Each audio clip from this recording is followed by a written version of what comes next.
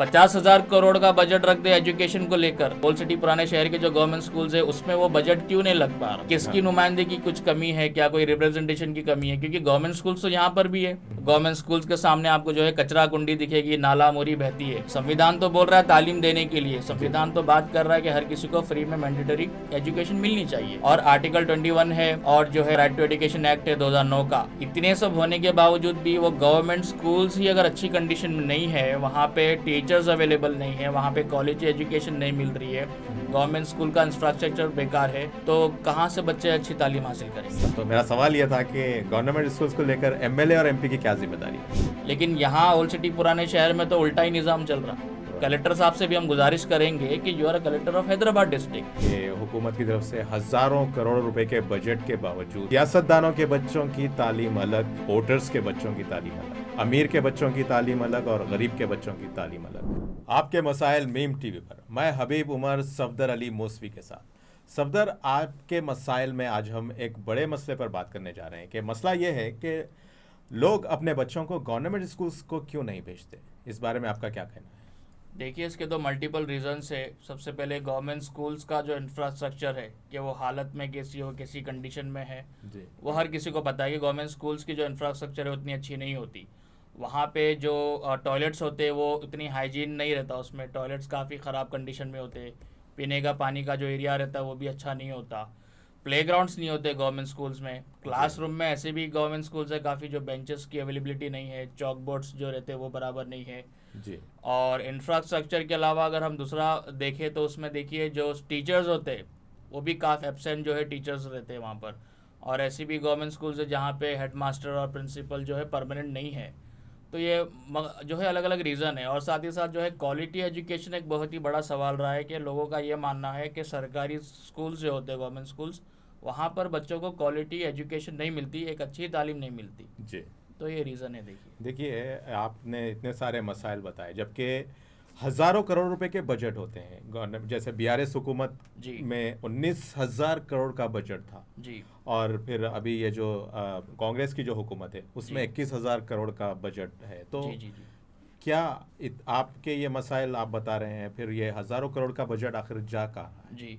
देखिए, एक पॉइंट मैं यहाँ पर ये बता दूं कि कोटारी कमीशंस के जो रिकमेंडेशन थे उन्होंने ये बताया कि स्टेट गवर्नमेंट का जो बजट होता है उसका 10% सिर्फ एजुकेशन के ऊपर खर्च होना चाहिए। Exactly. अगर हम तेलंगाना की बात करें तो 2014 में जब तेलंगाना स्टेट फॉर्म हुआ था तो 1,10,000 करोड़ का कुछ जो है तेलंगाना का बजट था, उसका 10.58% सिर्फ एजुकेशन के लिए था उतना बजट। बट वक्त के साथ साथ अगर अब आप देखेंगे, अगर आप जो है अगर हम 2024-25 की अब जो कांग्रेस हुकूमत है, जो कांग्रेस की जो मौजूदा हुकूमत है, अब देखेंगे और बीआरएस के दौर में भी वो ग्राफ कम हो गया। यानी कि 10.58% जो सिर्फ एजुकेशन सेक्टर के लिए जो बजट एलोकेट होता था वो घटकर 5.8% जो है हो गया है। तो इसमें बहुत बड़ी कमी आ गई। दूसरा सवाल जो आपने ये बोला कि गवर्नमेंट की तरफ से तो बजट्स होते हैं, तो क्या वजूहत है कि गवर्नमेंट स्कूल्स पर वो इतने दिख के नहीं आते? जी। तो देखिए, तेलंगाना के जो दूसरे डिस्ट्रिक्ट है, दूसरे अजला है, वहाँ पे तो बेहतरीन स्कूल्स बने। राइट। वहाँ पे बेहतरीन गवर्नमेंट का KG to PG कैंपस है, प्ले ग्राउंड्स है, प्ले एरिया है, गवर्नमेंट को जो है डिजिटलाइज भी किया गया है, वहाँ पर काफ़ी सारी चीज़ें हैं। लेकिन बात जब जो अर्बन एरियाज़ की आती है, ख़ास करके हैदराबाद की, और हैदराबाद में भी अगर ओल्ड सिटी की अगर हम बात करें तो गवर्नमेंट स्कूल्स के इदारे कितने बैकवर्ड है वो तो खैर सबको पता ही है।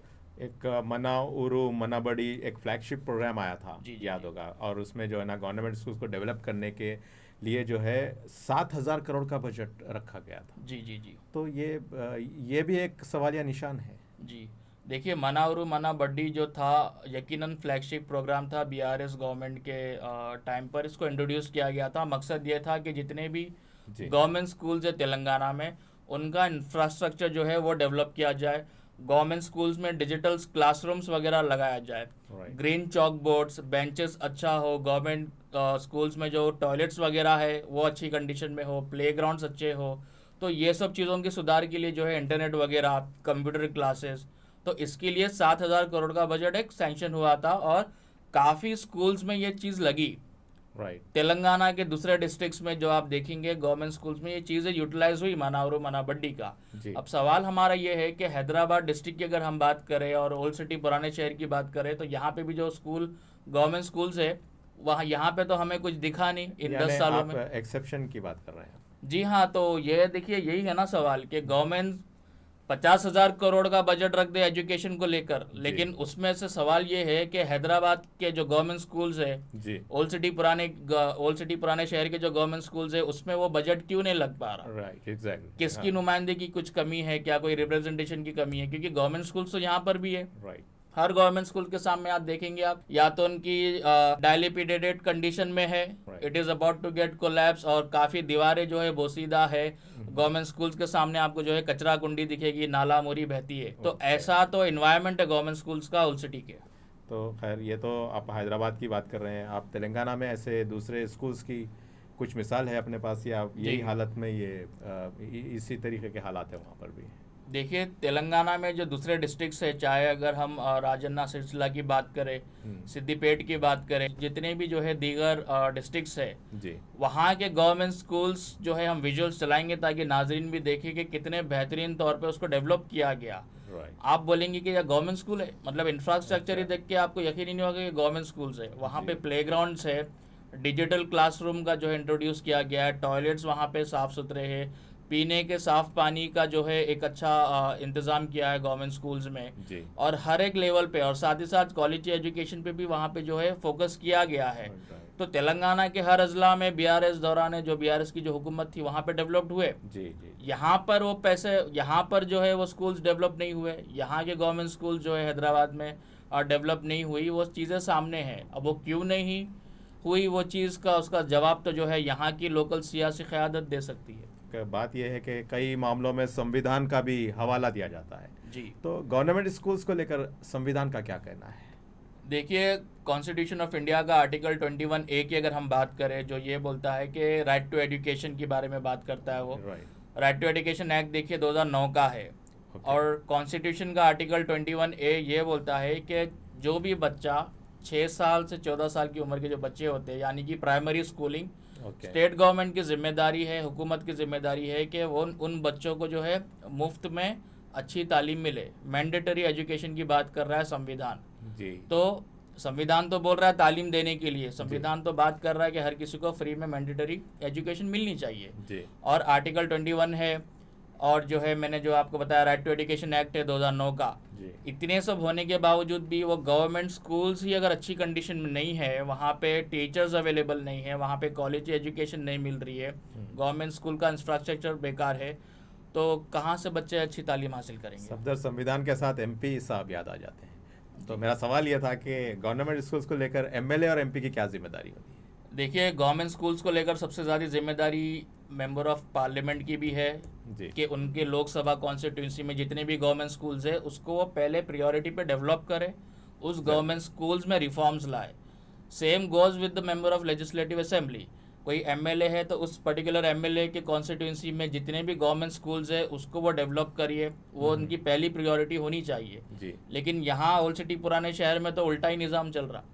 यहाँ पे गवर्नमेंट इदारों को डेवलप करने के बदले अपनी खुद की प्राइवेट प्रॉपर्टीज़ के नाम पर, स्कूल के नाम पर जो है प्रॉपर्टीज़ बनाई जा रही है। अलग ही निज़ाम है यहाँ का। तो होना तो ये चाहिए कि उनको गवर्नमेंट स्कूल्स जो है वो उसको डेवलप करे, ना कि खुद के प्राइवेट प्रॉपर्टीज़ बनाए। तो एमएलए एमपी की तो आपने बात की, दूसरी भी जिम्मेदारी होती है, जैसा ब्यूरोक्रेट्स होते हैं, गवर्नमेंट ऑफिसर्स और आईएएस ऑफिसर्स वगैरह, तो उनकी भी कोई जिम्मेदारी होती होगी? देखिए बराबर होती है। अगर हम कलेक्टर की बात करें तो हर डिस्ट्रिक्ट का कलेक्टर होता है, तो हैदराबाद कलेक्टर की भी अगर हम बात करें तो बीइंग अ कलेक्टर उनकी जिम्मेदारी है कि वो रेगुलरली उनके डिस्ट्रिक्ट में जितने भी गवर्नमेंट स्कूल्स है उसका इंस्पेक्शन करे। हाल ही में देखा गया है कुछ महीनों पहले के कारवान कॉन्स्टिट्यूंसी में जो मिनिस्टर इंचार्ज है, Hyderabad city minister in charge Poonam Prabhakar साहब, और जो है हैदराबाद डिस्ट्रिक्ट कलेक्टर ने वहाँ के मुकामी एमएलए के साथ दौरे करे जी। और गवर्नमेंट स्कूल्स में जो है बेंचेस अवेलेबल नहीं थे, वो खुद नीचे बैठे हुए थे, तो वैसी तस्वीर आई जी। अब उसके बाद में वो कुछ चेंजेस आए नहीं आए नहीं पता, बट एक मिसाल है कि साहब आप सिर्फ कारवान में क्यों आ रहे हैं? कलेक्टर साहब से भी हम गुजारिश करेंगे कि you are a collector of Hyderabad district, so that is your whole and sole responsibility कि आप हैदराबाद डिस्ट्रिक्ट में पूरा आप जो है खास करके ओल्ड सिटी पुराने शहर में तो ज़्यादा आप इंस्पेक्शन करिए, यहाँ के जो है गवर्नमेंट स्कूल्स क्या कंडीशन में आपको पता Exactly. चलेगा कि डिस्ट्रिक्ट एजुकेशन ऑफिसर्स की नज़र है या नहीं, जी गवर्नमेंट स्कूल्स में स्टाफ की कमी है या नहीं, हाँ, हाँ। प्रिंसिपल्स जो है अपॉइंट नहीं है, टेम्पररी बेस पे चल रहा है, जी। एक एक क्लासरूम में दो दो क्लास भी ली जा रही है साइमल्टेनियसली। तो आईएएस ऑफिसर की तो ज़्यादा जिम्मेदारी बनती है कि वो ज़्यादा इंस्पेक्शन करे। तो दरा ऐसा क्यों होता है कि हुकूमत की तरफ से हज़ारों करोड़ रुपए के बजट के बावजूद सियासतदानों के बच्चों की तालीम अलग, वोटर्स के बच्चों की तालीम अलग, अमीर के बच्चों की तालीम अलग और गरीब के बच्चों की तालीम अलग। तो ये निज़ाम की जो मतलब इम्बैलेंस जो सिचुएशन है, इसके पास आपका क्या हल है? देखिए, इसका हल तो एक ही हो सकता है कि ये जो एजुकेशन को लेके जो आप बात कर रहे हैं पॉलिसीज़ राइट के, जो ज़्यादा पैसे वाले हैं उनको अच्छी एजुकेशन मिल जाती है, पॉलिटिशियंस के बच्चे हैं उनको अच्छी क्वालिटी एजुकेशन मिल जाती है, बट जो एफर्ट नहीं कर सकते वो या तो लो इनकम प्राइवेट स्कूल में भेजेंगे या तो गवर्नमेंट स्कूल्स में जो है कैसा ना कैसा भेज देंगे। राइट अब देखिए, संविधान तो इक्वालिटी की बात करता है, तालीम की जब बात आती है तो एक समान इक्वल ऑल, जो education should be equal for all. Exactly तो उसका एक ही सोल्यूशन है, मैं समझता हूँ, क्यों ना असेंबली में एक ऐसा बिल पास किया जाए कि जो ये कहता हो कि जितने भी पॉलिटिशियंस हैं, चाहे कॉरपोरेटर हो, एमएलए हो, एमपी हो या मिनिस्टर हो, उनके बच्चे सिर्फ और सिर्फ गवर्नमेंट स्कूल में ही तालीम हासिल कर सकते हैं। अगर इस किस्म का बिल अगर आ जाए तो मैं समझता हूँ हर स्कूल जो है फिर एक्सेलेंस बन जाएगा। तो नाज़रीन, ये थी आज हमारी आज की गुफ्तगू के तालीमी निज़ाम में जो निज़ाम है, जो सिस्टम है, उसमें कोई इक्वलिटी और कोई जो है मसावात नहीं है। एक अमीर का बच्चा अलग और गरीब का बच्चा अलग तालीम हासिल कर रहा है, और संविधान के हिसाब से अगर देखा जाए तो उसमें जो है बिल्कुल हम उसके ऑपोजिट चल रहे हैं। बहरहाल आपके मसाइल में ये थी हमारी गुफ्तगू, और ताज़ा ख़बरों और स्पेशल रिपोर्ट्स के लिए देखते रहें मीम टीवी न्यूज़, और अब हमें दें इजाज़त।